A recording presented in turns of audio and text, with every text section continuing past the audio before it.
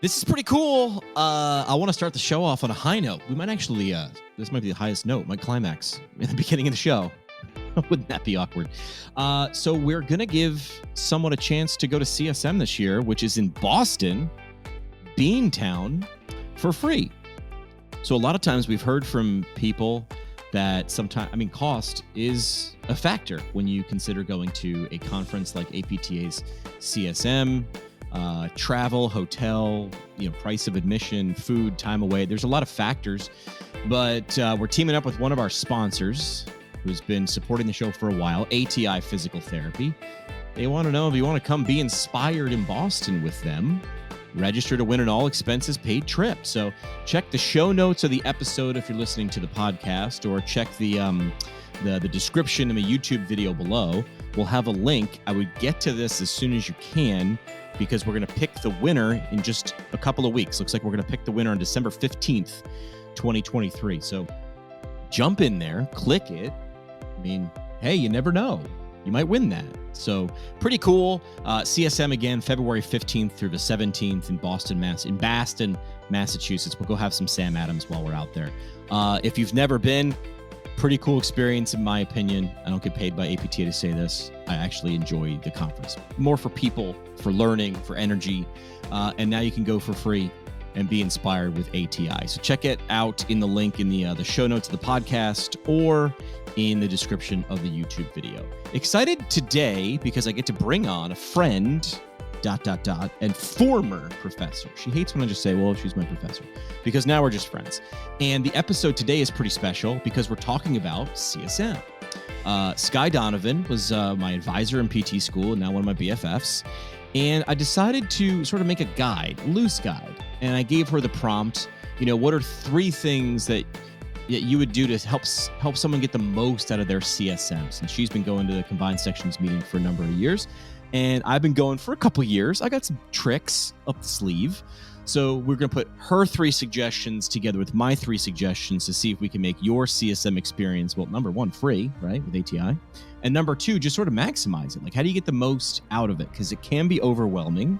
There's a lot going on. It's like 18 different circuses all under one tent. So that's what you're going to get out of the episode today. Do want to say thanks to our friends from Physiotech.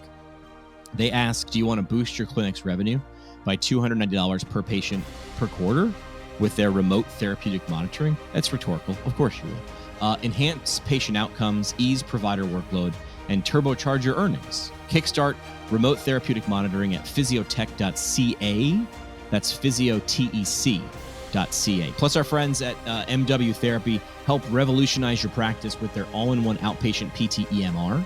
Experience seamless integration of patient portals, marketing automations, and billing, all at an unbelievable value. Switching over your EMR is also easy at mwtherapy.com. Now, don't forget to enter that contest before the episode's over, and let's kick things off right now with Skye Donovan on PT Podcast.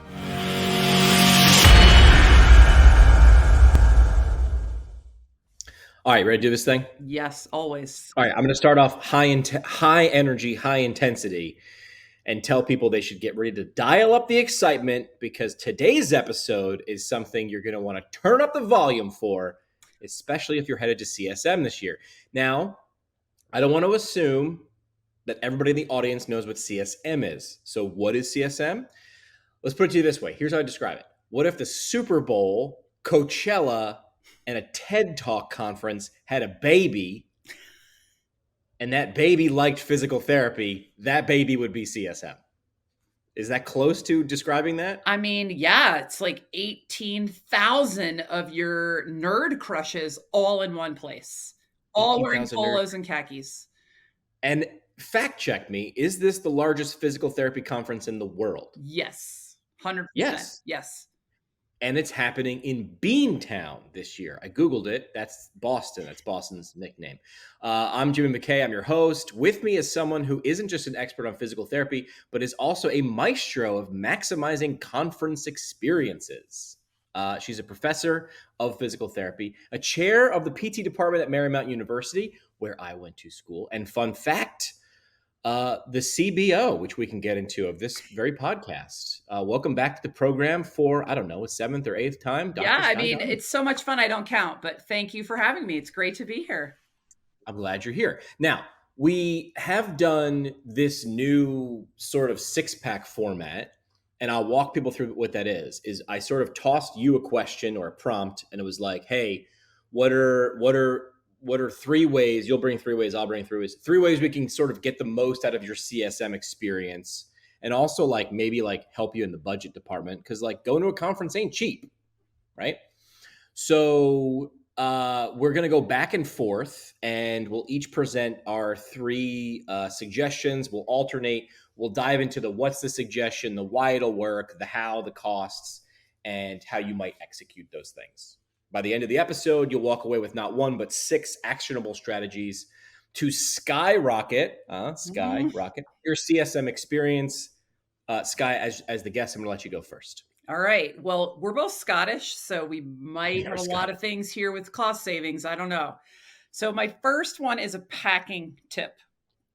So okay. I was thinking about it. This is going to be my 18th CSM. So I've been to a few. Yep. And my first one was in Boston. So we're full circle. So my packing tip is to bring a thermal mug with a lid. With you. Okay. So bring a thermal mug. So, and I have several reasons for that. May I elaborate? Go ahead. Okay. Please do. So a few things about the thermal mug. It should be one that you are okay if you lose it. So don't bring your favorite one. I never bring a metal one either, because there may be a microwave available to you, because you can use said mug to carry your coffee. So coffee is a hot commodity. Yeah. Or cold commodity. You will have lines of over 500 people sometimes to try to get a cup of coffee. So a part B to my bring a coffee mug is also bring like Via or whatever sorts of travel coffee that you have at your disposal, or what you like, so because you can always use one of those. So the thermal mug also really comes in handy for oatmeal. So you can also make oatmeal in your room, and it is cheap. I have also found that some of the fitness centers and some of the hotels also have free fruit. So, and you can there's free food in the back of the convention center. So the thermal cup has a lid on it so that you can put it in your travel bag. You can put some snacks in there, put the lid on top, stays fresh. And I've been told, I can't say that I experienced this personally. However, if you imbibe in adult beverages on the go, they can leak through the bottom if you are using a paper cup. So some sort of thermal mug would prevent that from happening.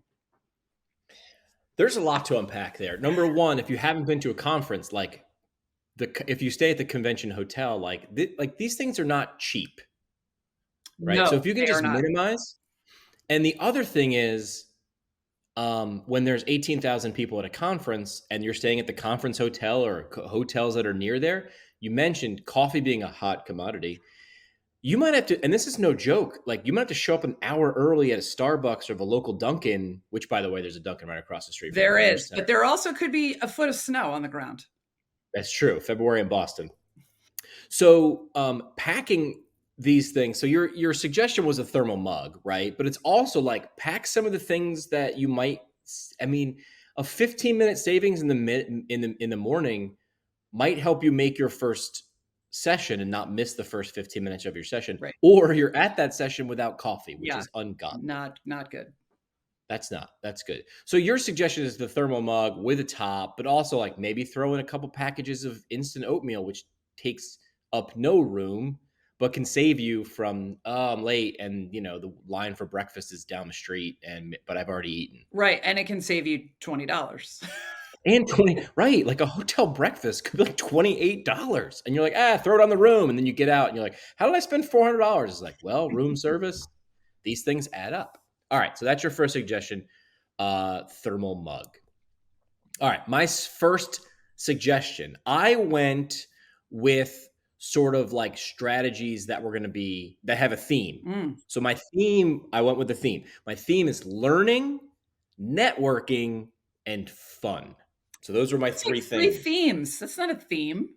Whatever. Those are my things. Those are my sub themes. All right. So the first one was learning, and this is something that can get overwhelming. CSM. I don't even know how many. There's 18 components of the APT. How many hours worth of programming? A million. I don't know. Less than a billion. But so my learning suggestion is called the triple take technique.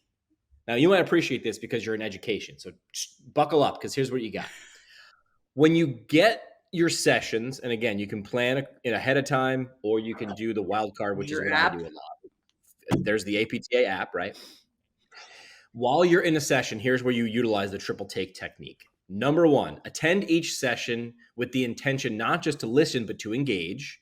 The triple take technique involves taking notes, jotting them down during the seminar, and then immediately when your session is over, summarize the top 3 takeaways that you've learned, and finally, taking those insights to social media and tweeting or posting one or all of those takeaways on Twitter, LinkedIn, Facebook, whatever, also tagging the presenter in that as well. So triple take, here's why it's good, here's why it works. Number one, the technique forces you to take complex information, a 45, 90-minute presentation, down into simple forms. Are you going to remember all of the stuff in the session? I got news for you. You're not. You know all those pictures that you take of the slides on the screen? You're never going to look at them again. You're not, but you're still going to take them, but you're never going to look at them. And they're also out of context. So this technique forces you to take all those ideas and break them down. And 3, like Stooges and Blind Mice and Amigos, everybody loves 3. This will enhance your comprehension. So like a learning technique. And you're going to share that information. So it almost like goes into like, see one, do one, teach one, like you saw it, and then you're breaking it down. Now you're teaching it. You're going to have to break it down on social media, which also helps expand knowledge translation, helps show off, APTA and where you are. It also, because I said, I want you to tag the presenter, it builds a bridge. And like, it sort of gives credit to the person you just learned something from. This costs you $0. And it requires like either a notebook or the Notes app on your phone and a Twitter account or a LinkedIn account. So my first suggestion is the triple take technique. Wow, that is a ton. I had to take notes on that. So you really suggest with the taking of the notes to use the phone. I'm really confused. I'm like a notebook person. Look I didn't even know you were going to say that. I had it right here.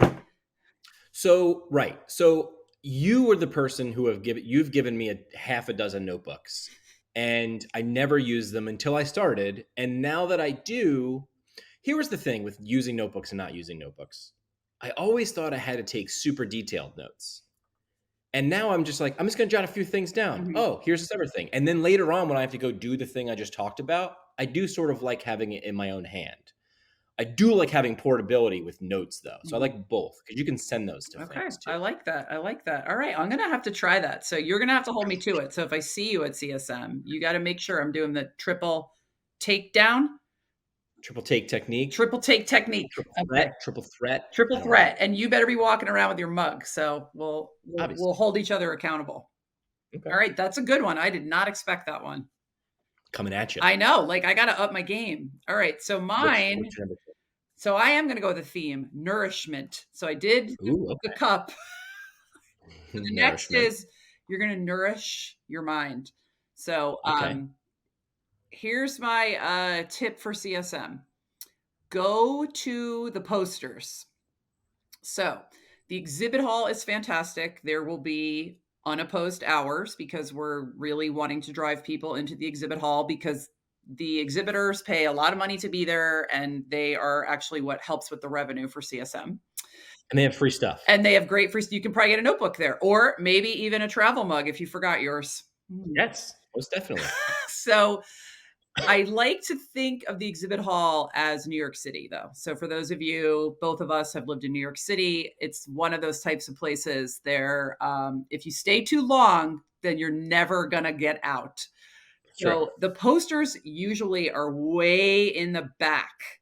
So in the exhibit hall, the people in the front, they pay the most money. They have the carpet. They have the nicest items. So just pass right by them.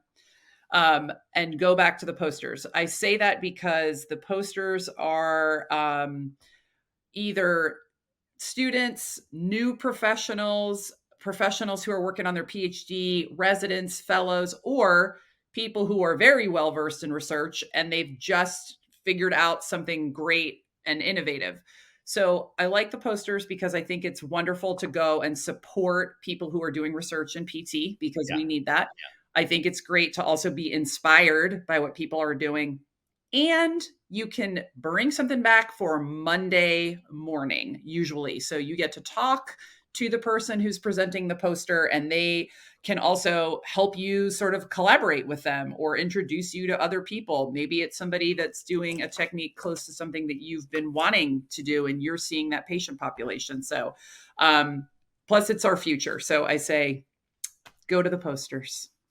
Often they don't get a lot of love either. No, they don't. So you can have a really great conversation with several different people. And it's also really easy to wander around in an academy or a section or a SIG, special interest group, that you know nothing about, because you'll have a human standing right there who can give you the triple threat takeaway of their poster. I was going to say, do the triple threat technique with a poster. I'm going to yes and you, which is, if you haven't seen, and I'll put it in the show notes of this episode, if you haven't seen Mike Morrison's video on poster design, if you are a person who has a poster coming up at CSM or any conference, use his free template, because he uses psychology and user experience, like website design principles, to design a great scientific poster. It actually makes it easier because it gives you the template for it and then explains how to use it right. But you're right. Like, they usually do sort of hide the posters and platform things back there too, right? Yeah. They used to do platforms this year are going to actually be, I think, in a session room. So those will be on your app, so you can find those a little bit more easily. One year, the platform presentations were in like roller hockey rinks. Do you remember that? Yes. They thought that maybe putting up glass would help with sound, but they were open at the top. So yeah, that has been feedback that we have. I only say this because I'm on the CSM steering committee. So that's feedback that we have taken. And because platforms are also really important. That is like groundbreaking, hot off the press kind of research that's come out. So it's things that are not yet ready for prime time, right? So they want people to sort of kick the tires and ask them questions so they can, develop their research even further. So it's really helpful to the presenters for you to go there. They're not at the level where they'd be, an hour and a half talk. But the other thing is, sometimes those hour and a half talks, we've been in some, right? They spend an hour going over a review of things we already know. So you can bang out like 15 posters in that time. Well, Parkinson's law, right? Parkinson's law says that the time it takes to complete a task expands or contracts to the time that you've been given to complete the task, which essentially means, like, if you tell your kid to clean their room by tonight at 8, it gets done at 7:58. So that happens in presentations. Like, again, in radio, it was the reverse. It was not like you have 10 minutes for a bit tomorrow on the morning show. It was, you went to the morning show host and was like, "Hey man, I want to get some airtime as a budding broadcaster." You'd pitch your bit to the morning show host and he'd be like, "Okay, all right, that's worth, I'll give you 5 minutes." You're like, "No, but I need 10. It's like, you get 5. And you got real good at being like, "Okay, well, it's 5 or 0. Mm-hmm. The funny thing is, in conferences, is they're like, "You got 90 minutes to fill." And a lot of times, I've pushed back and been like, I can do 45 and a 15-minute Q&A, but like, I can't do 90 on this topic. Like, because again, like, traditional education was like, you owe me a 15-page paper on something. That was really hard for me in college, to do a 15-page paper in English, because all of my journalism courses were like, here's how you write as succinctly as possible, not as long as possible. So I'm here beating my head going, but I can do it. I felt like the guy, what was that show? Name that tune. I'm like, I can do it in 4 notes. 3, yeah. But you're telling me to do it in 628 notes. And I'm like, I don't need 628. I need 7. So Nourish Your Mind, poster presentations, and they rotate. I didn't realize that my first conference. I thought like the poster was the poster, but like the posters rotate. Mm-hmm. CSM must spend a lot of money on thumbtacks because they got to just keep putting up new posters. And there's a new poster. There's a new poster. We try to reuse. With them. Reuse, re-nourish. All Mhm. right, so that's your second one. That's nourish. So my first one was learning. My second theme is networking. Okay, so this can be done in the poster session, or in a speaking session, or in a platform presentation. Here's my suggestion. Here's the setup. First of all, the setup is on your conference badge. You should, if you have a social media handle, take a Sharpie because it's going to print out your name, where you're from, what else? Yeah, what your if you have any sort of other credentials, like if you're Right. So it's going to give like your certified all specialist. formal stuff. Yeah. All formal stuff. I think you should take a Sharpie and write like at PT Pinecat, like your at, your Twitter, your Instagram, right? So that's the setup for this one. But here's the tactic.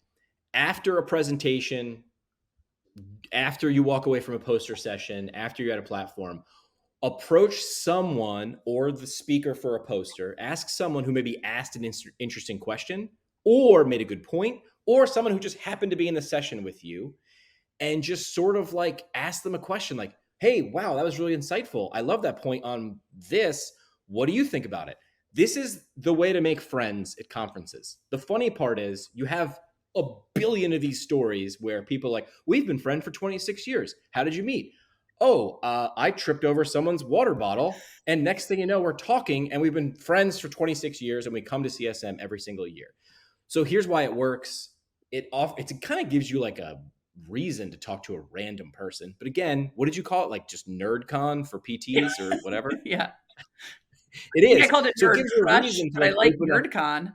NerdCon. It gives you a reason to open up a conversation with like a fellow like PT nerd.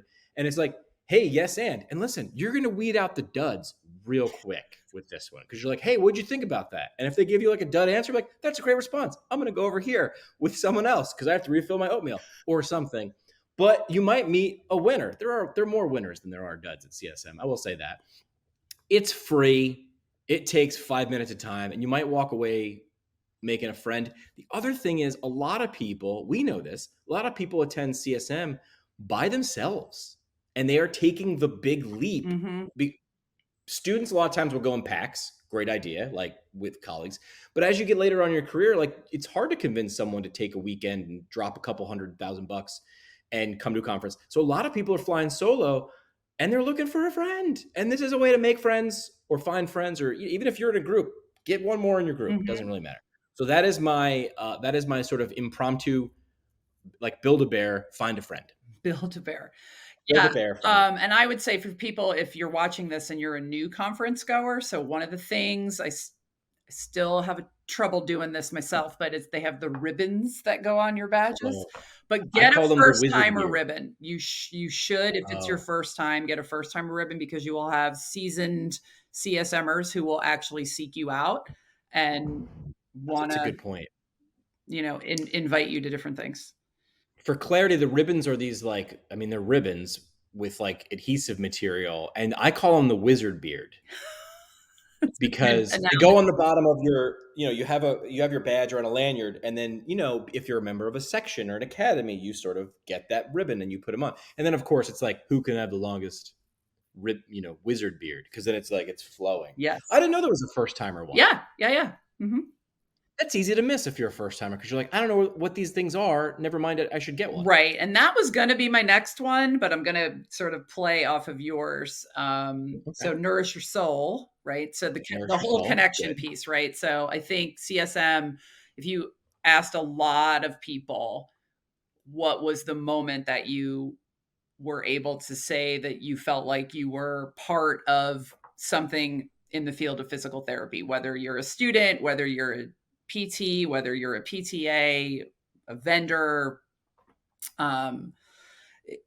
it's that connection. A lot of people will say that's CSM. So it's because they met other people that were either like-minded or completely different from them. And it really changed the way that they approach life, or they made a lifelong friend, all different kinds of things.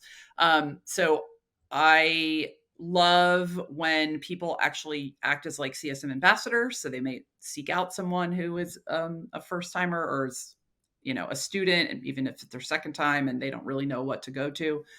But what I'm going to say is, to nourish your soul, say yes to something you wouldn't normally say yes to. And that can be a whole multitude of things. So if it is saying yes to, you just met somebody in the exhibit hall and they say, hey, we are all going to go to this event, try saying yes, even if you're like, I don't know what that event is.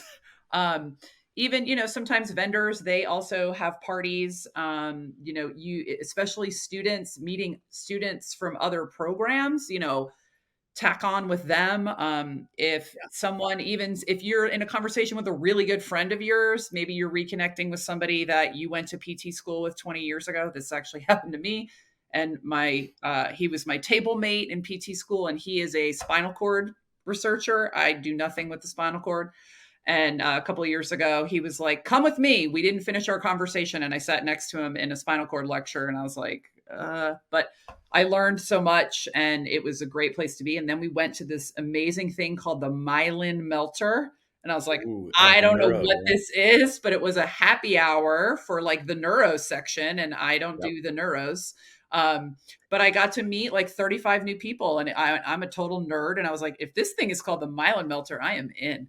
But it was really just a great experience to do something different. So I say yes to something that you wouldn't ordinarily say yes to.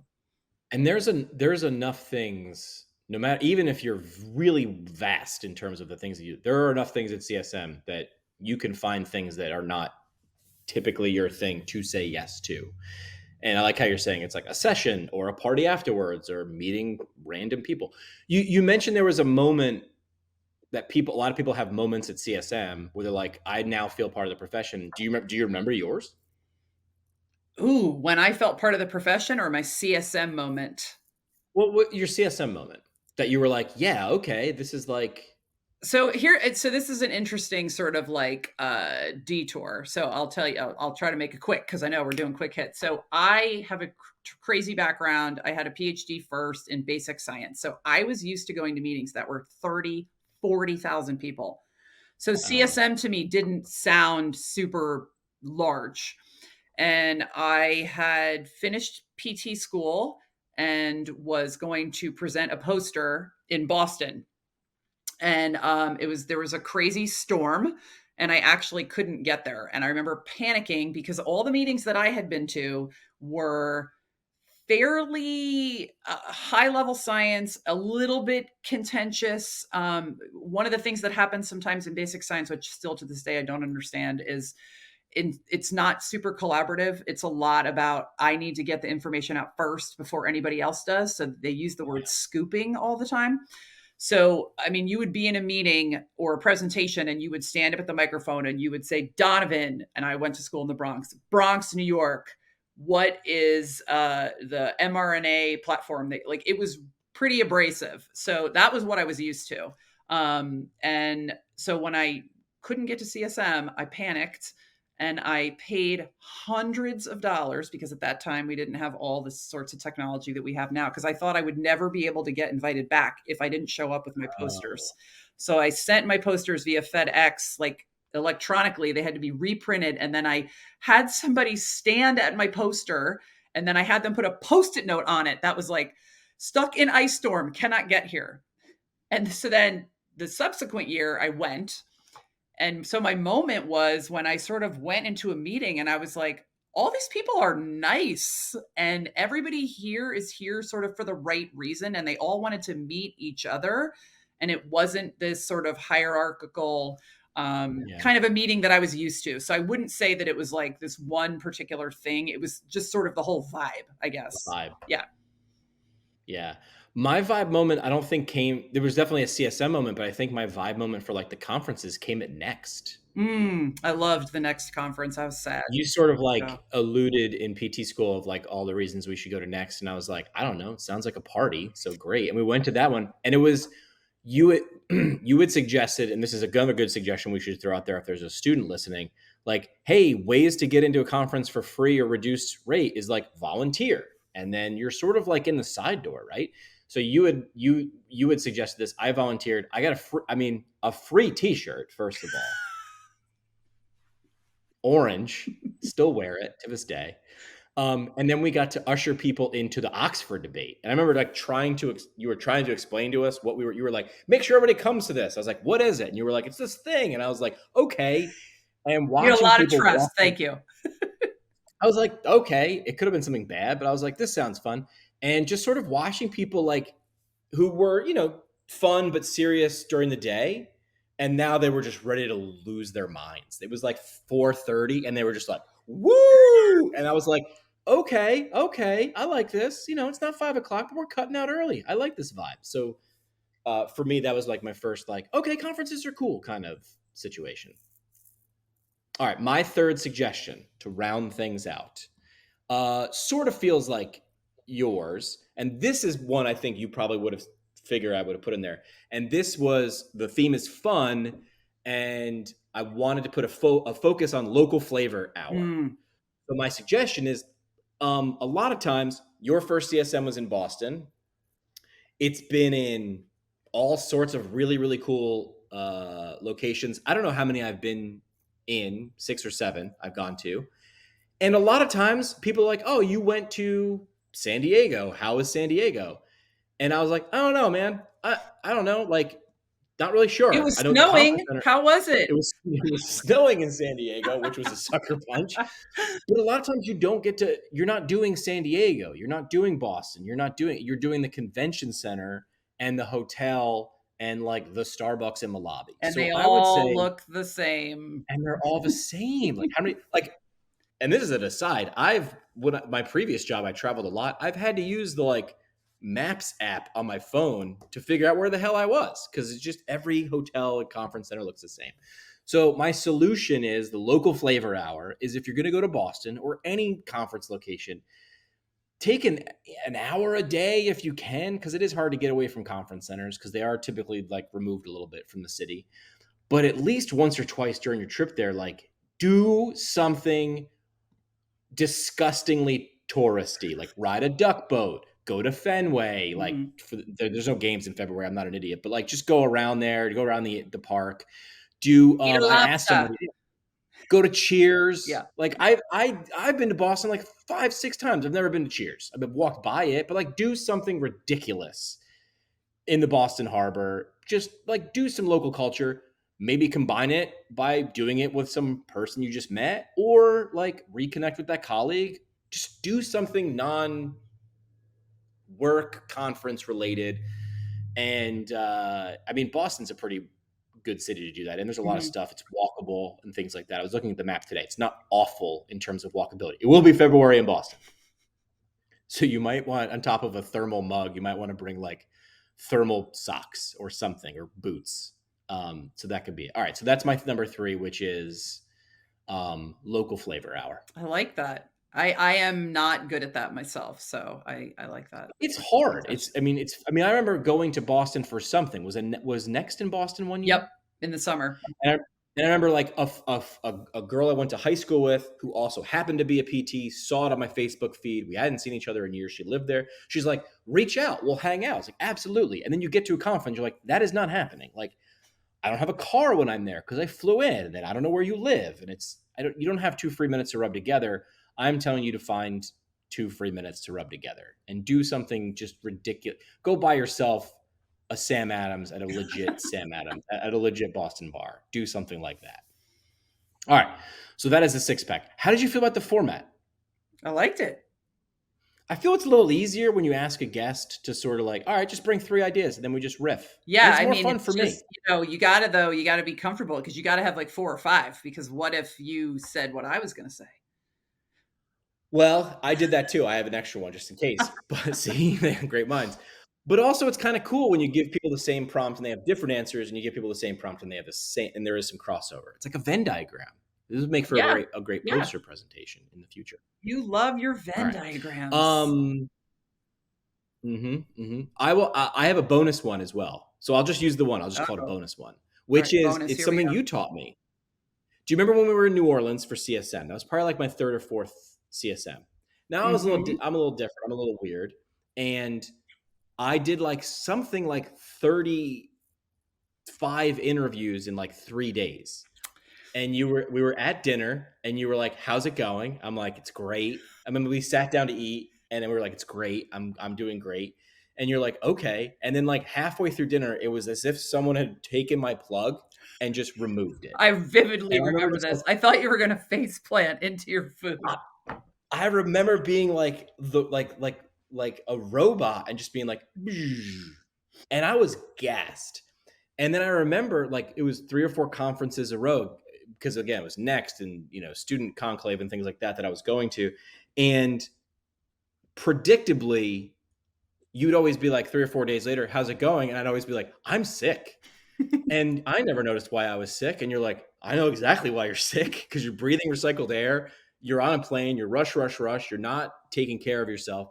So I would say there are 20,000 things that you can do at CSM, but you can't. Mm-hmm. So plan some of them, pivot to take some of the advice that we have here instead of like do some stuff that's not on the reservation. Find your, and I think we did an episode on this once before, which is like find your must do's. Yep. And then find your like maybe do's, and then leave some space in there because again, you can do 20,000 things, but you can't. You're going to pay for it a couple days later. So that's my bonus one. That's a great one, and I would say to that, yes, and you do have to take care of yourself because you can run yourself ragged at I mean, the CSM is the best and the worst because it is also so many people want to get so many things done. There are meetings that start at 6 a.m. It's crazy. So, and then there's parties that are great that go till That'll midnight, end at 6 a.m. right? And then you want to hang out with your friends after the party. So it is like being back in college during final exams or something like that. But I think also those times where you leave yourself some space, not only to sort of recover physically and emotionally, I mean, especially you, because you're interviewing people all day long, but those are actually those time periods where some of the most amazing stuff happens, like when you ride on rickshaws with lights and DJs. Well, I wound up pivoting and like, as a podcast guy, I could record 30 interviews and that could be the next 3-4 months of content. I used to do that. And what I noticed now, like with technology and how we've sort of pivoted life is like, I'd rather go make the connection, meet someone. And instead of saying, "I got a microphone, let's talk right now," I want to be like, "You're cool. Let's hang out in this moment. Let me get your email. I'd love to have you on my podcast," when we're both not living this moment. So it's almost like there was a great photo. I think it was at the Masters golf tournament. I remember. Do you remember this? And it was a great marketing move by some beer company. Yeah, it was. Right? I can't remember the beer company, but I vividly remember the ad where everybody. So the shot was of the winning putt of whoever's winning, and there's 400 people in the picture, and 399 of them all have their phone out, and they're like recording it. And there's one dude holding the beer, just like just in the moment. Yeah. And you know what? That guy doesn't have a picture of it, but he's got the memory. He was like, "I'm not. Who cares?" And then he became this like sort of like the centerpiece for this ad campaign, which was like something like live in the moment or whatever. And so I do very few interviews, if any, now at CSM because of technology. It used to be in person, better audio, yada yada, and now it's like meet. The valuable thing is meeting the person. It really isn't scooping. It isn't scooping the audio. It's not the scoop. I'm about to have a big coughing fit. Do the coughing fit. But I know you can edit. I can edit. No, that was good. I was surprised we had such different ones. Very different ones. All right, last thing we do on the show is the parting shot. Not think of a parting. Think of one from. Just reiterate one of your suggestions. Which one did you do? What are you looking for? All right, let me ask you this. Maybe your parting shot is this. What are you looking forward to the most for this particular CSM? Being the fact that you've gone full circle. Like even after all those CSMs, how do you get? Do you get excited? How do you get excited? What are you most excited about? That's 3 questions. So I am super excited about this CSM, and you can see, right? I don't do the Botox. I got lots of wrinkles. So I have been a faculty member now for 21 years. So it is so cool to go to CSM and see my prior students as speakers. And that is awesome to see. Yeah. I mean, this is a good way for me to slide in the fact that I'm speaking at CSM. Did you know that? I'm speaking at No, CSM. I did not know that. That's going to be on my list Sheila, of must-dos. Sheila, I'd be like a really good speaker if I'll put it in the show notes. I don't even know what day it is. That's the funny thing about how I plan for this. I'm like, I don't even know what day it is. I don't know what time it is. Sheila Schindler-Ivins. Do you know Sheila? Mm-mm. She was a trustee at the Foundation for PT Research. She was rotating off as I was rotating on, and she and I just had similar personalities, right? She's super smart, and she was like, hey, like, I've heard you talk about communications in science, like in PT research, and like the importance of it. And some people grab onto it and some people don't. And she's like, I think this is important. Like, I've heard it enough from you that I now think it's important. And I think we should do a talk on this. I get asked to talk a lot by someone else who submits a talk. I don't submit talks because that requires filling out a form before a deadline. Hey, know your strengths, Know your strengths. That ain't it.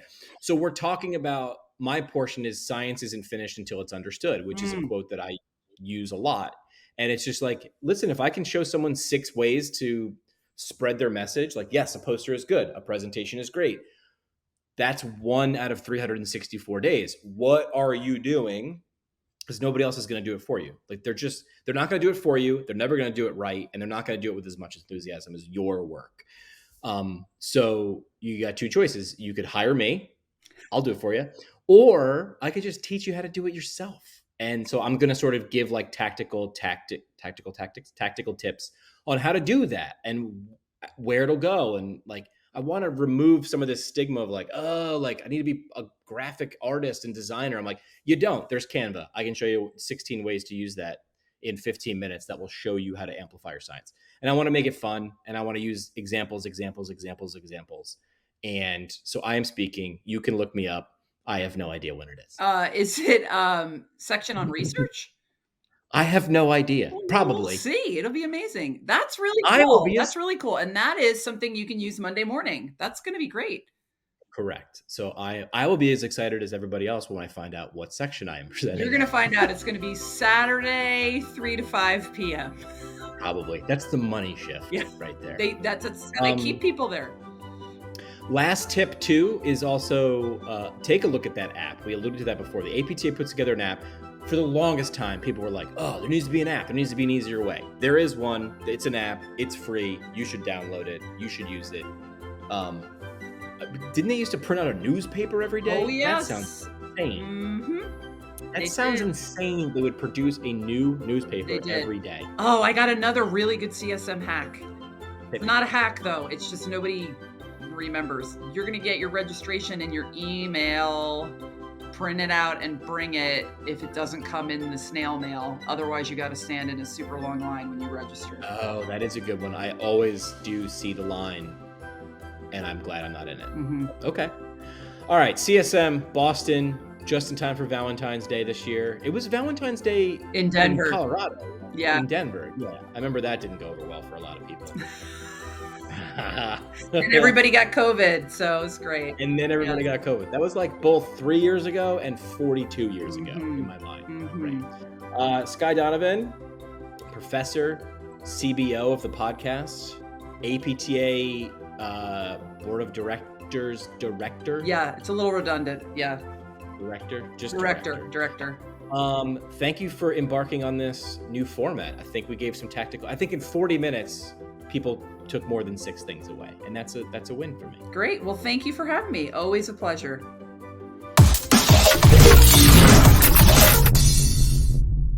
Like what you hear? Tell a friend or leave a review on iTunes or Google Play. The show today is brought to you by the Brooks Institute of Higher Learning, an innovator in providing advanced post-professional education. The Brooks IHL offers 7 on-site PT residencies, including orthopedics, women's health, geriatrics, pediatrics, sports, and neurology, as well as a neurologic OT fellowship, a competitive OMPT fellowship, and a speech therapy clinical fellowship. Therapists that complete a residency or fellowship through the Brooks IHL will markedly advance their knowledge and skills in a specialty area of practice. Learn more about how a residency or fellowship can help you advance your professional development at brooksihl.org. Our home on the internet. PTPintcast.com. Created by Build PT. Build PT provides marketing services specifically for private practice PTs. From website development and hosting, Providing content marketing solutions for PT clinics across the country. See what Build PT can do for you today. At buildpt.com. The PT Pinecast is a product of PT Pinecast LLC. It is hosted and produced by PT Pinecast CEO Jim McKay and CBO Skye Donovan from Marymount University. We talk PT, drink beer, and record it. This has been another pour from the PT Pinecast. The PT Pinecast is intended for educational purposes only. No clinical decision making should be based solely on one source. While care is taken to ensure accuracy, factual errors can be present. More on the show at ptpinecast.com.